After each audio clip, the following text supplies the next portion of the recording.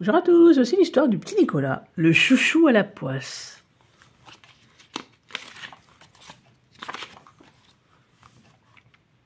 Ce matin, la maîtresse de Nicolas est en retard.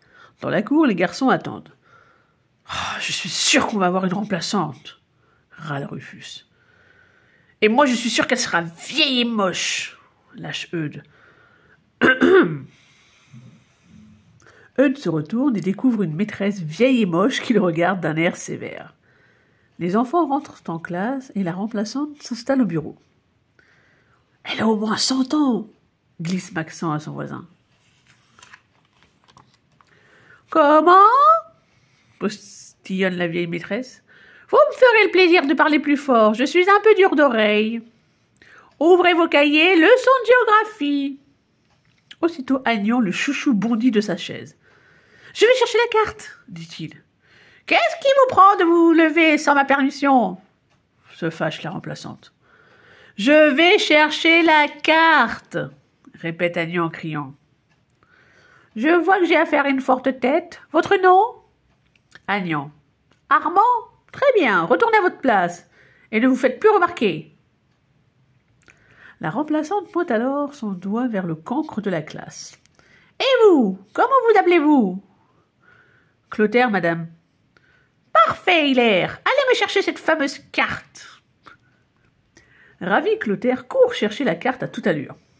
« Je vous félicite pour votre rapidité, mon petit, » dit la remplaçante. Toute la classe ouvre des yeux ronds. C'est bien la première fois qu'une maîtresse félicite Clotaire. À la récré, les copains de Nicolas discutent. « Elle est drôlement sévère, la remplaçante, » soupire Rufus. Agnon, lui, a l'air effondré. « Il va falloir t'y faire, Agnon, » se moque Eudes. « Ta place de chouchou est prise par Clotaire. » Plus tard, en classe, la remplaçante écrit la leçon au tableau. « Recopiez en silence, je reviens tout de suite. » Agnon, au premier rang, s'empresse d'obéir. Derrière lui, c'est vite le bazar. Alors, comme d'habitude, il fonce au tableau pour restaurer l'ordre. « Ça suffit, calmez-vous !» Pour toute réponse, il reçoit une pluie de boulettes en papier. « Arrêtez !» dit Agnon inquiet. Vite, il se penche pour ramasser les boulettes avant le retour de la maîtresse, qui ouvre la porte au même moment.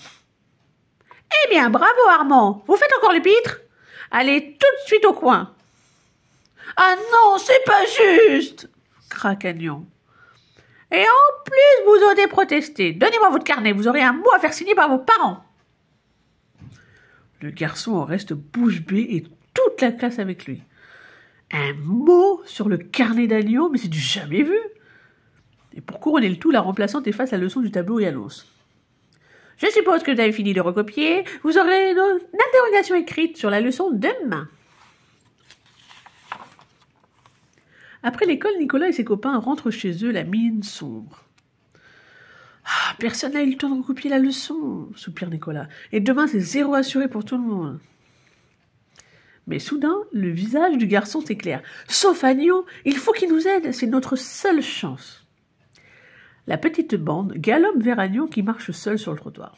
« Eh, dis Agnon, si on t'arrangeait le coup pour ton carnet, tu pourrais peut-être nous prêter ton cahier pour qu'on recopie la leçon ?» propose Nicolas. « On connaît plein de techniques pour signer les carnets, » ajoute Clotaire. Agnon commence à retrouver le sourire. « C'est d'accord. » Une fois chez lui, il fait entrer Nicolas et Clotaire dans le bureau de ses parents. « Il me faut un modèle de la signature de ta mère, sinon je ne pourrais pas l'imiter, » explique Clotaire. « Mais non, » dit Nicolas, « puisque la remplaçante ne connaît pas la signature de la mère d'Agnon, on n'a même pas besoin de faire de modèle.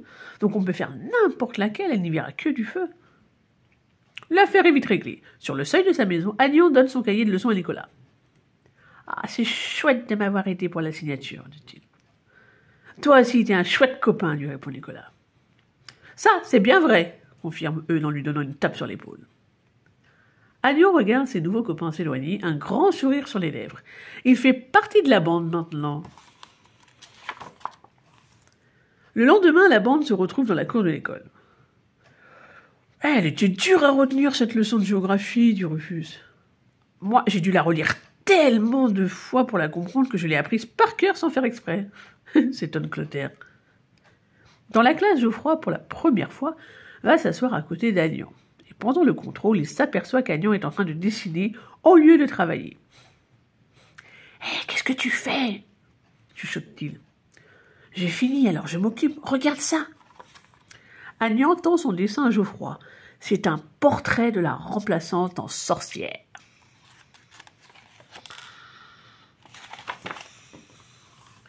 Agnan se retourne pour montrer son dessin à Eudes et à Nicolas. Tout le monde rigole bien, mais « Donnez-moi ça !» Agnan tend son œuvre à la remplaçante qui n'apprécie pas du tout la plaisanterie. La punition tombe comme un coup près. « Vous serez privé de récréation, Armand, et vous écrirez des lignes. Et vous pouvez préparer votre carnet. »« Je m'en fiche, » souffle Agnan. Et il se retourne à nouveau pour faire un clin d'œil à Nicolas. Celui-ci fronce ses sourcils. « Faudrait pas qu'il croie qu'on va s'occuper de son carnet à chaque fois, » glisse Nicolas à Eudes. Pendant la récréation, Agnan écrit ses lignes, seul dans la classe. Et soudain, une idée germe dans son esprit. Le cartable de la remplaçante est posé à côté de son bureau. Agnan se lève et va vider son pot de colle à l'intérieur de la sacoche. Ses copains, qui rentrent juste de récréation, le surprennent en pleine action. « Mais Agnan, qu'est-ce que tu fabriques ?» s'écrie Nicolas. « Ben quoi, c'est une petite blague !» glousse Agnan. « Mais arrête, t'es pas un peu fou dans ta tête ?» s'alertent les copains. « Vous allez voir, on va bien rigoler. » La classe reprend. Sous le regard inquiet des garçons, la remplaçante plonge la main dans son cartable et la retire aussitôt collée aux copies des élèves. « Mais qu'est-ce que c'est ?» hurle-t-elle avant d'ajouter très en colère. « Eh bien, puisque c'est comme ça, vous referez le contrôle demain !»« Oh non !» proteste la classe. À la sortie de l'école, Nicolas et ses copains sont furieux. « On se fait un petit foot avant de rentrer ?» propose Agnan insouciant. « Non, moi je rentre, il faut que je révise pour le contrôle de demain !» répond Clotaire.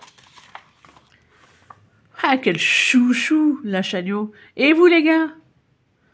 Mais les garçons font la tête.